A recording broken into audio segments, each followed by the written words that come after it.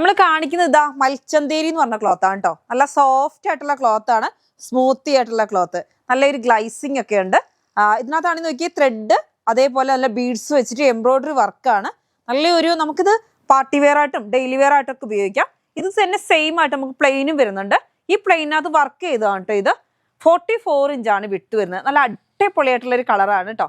അതിൻ്റെ തന്നെ അടുത്ത കളർ വരുന്നത് നല്ലൊരു ബ്ലാക്ക് ആണ്.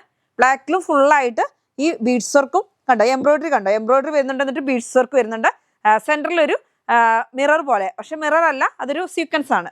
അതിന് പ്ലെയിനും വരുന്നുണ്ട്. ഇങ്ങനെയാണ് വരുന്നത്. നല്ല ഭംഗിയിലുള്ള യെല്ലോ ആണ് അടുത്തത്.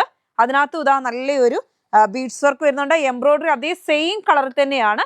അപ്പൊ നല്ലൊരു പാർട്ടി വെയർ ആയിട്ടോ ഡെയിലി വെയർ ആയിട്ടോ എന്തിനു വേണമെങ്കിൽ നമുക്ക് യൂസ് ചെയ്യാൻ പറ്റും.